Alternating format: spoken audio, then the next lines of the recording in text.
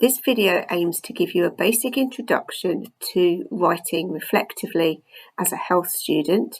It covers what you need to include in your reflection, helps you select a model, and then shows you some resources that will help you with your reflective writing. A critical reflection needs to include description, analysis, and evaluation, just like any kind of academic writing that you will need to do. But it also involves writing about your feelings as well as creating an action plan. Whichever model you use, all of these things must be included in a piece of reflective writing.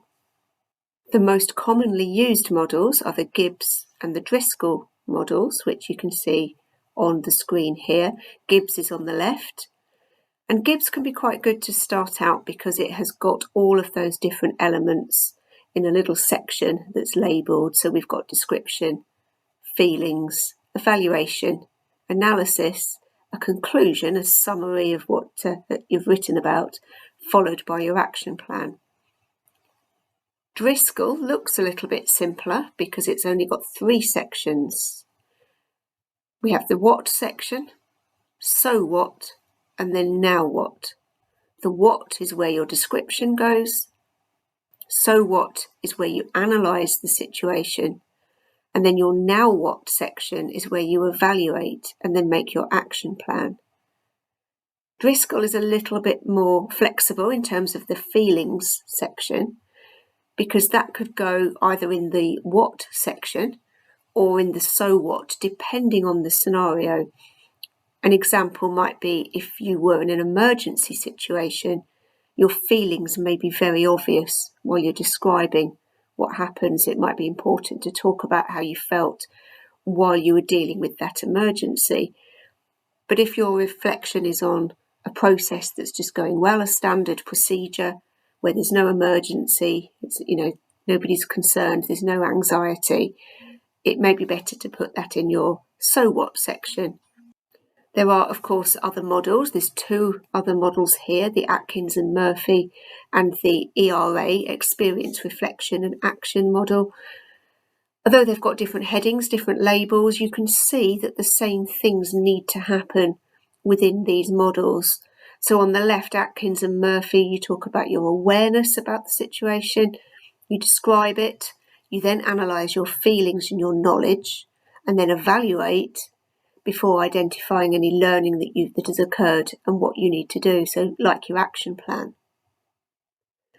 The ERA model similarly, it's a bit like Driscoll really. You talk about the experience that occurred, the description, you then reflect on it, you analyse it and evaluate it, and then you talk about your future actions.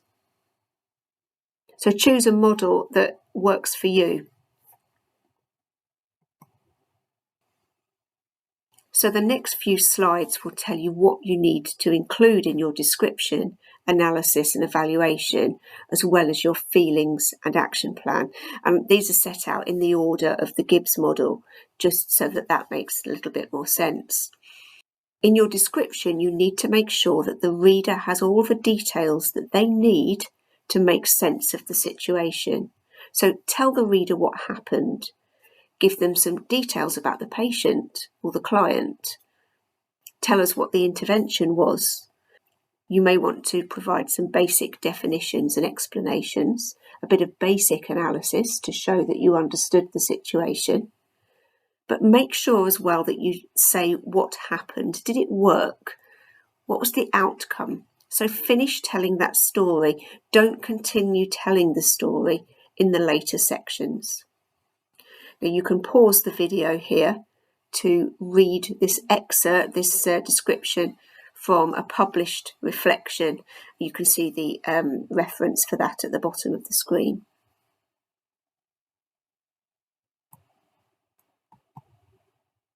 Your feelings section, whether this is a separate section if you're using Gibbs, or whether you're writing about it in another section as you would with Driscoll, you can indicate how you felt about the situation and how those feelings affected your actions or decisions.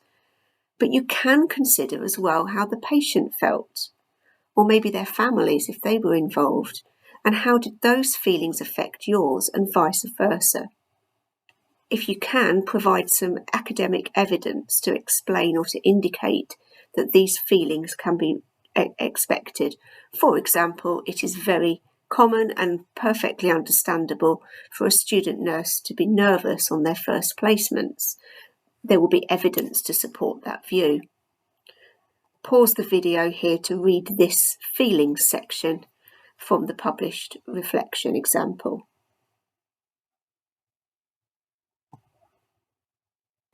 The evaluation is where you make a judgment about whether what happened in the situation was right or not, and is an opportunity to indicate positives and negatives. So pause the video here to read this excerpt from the published evaluation section.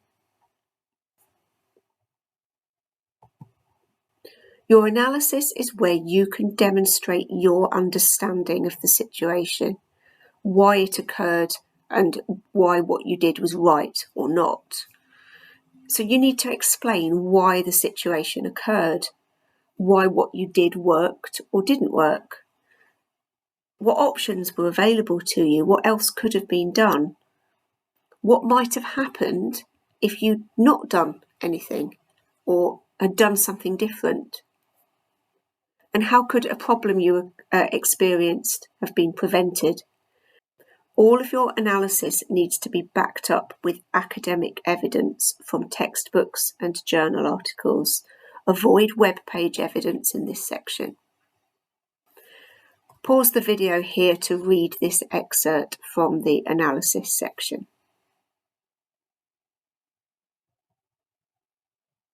Now, your action plan is an opportunity to explain what you learnt from the situation, what learning you need to do now, and exactly how you are going to achieve that learning. Now, there's an excerpt here, again, from the published example. You can pause to read it. The purpose of this piece of writing is different to yours. This was written for publication rather than written for assessment. So the purpose of their action plan is more about the patient than yours needs to be. So in your case, sort of think about how you would, what you would have learned from this and how you would put that into action.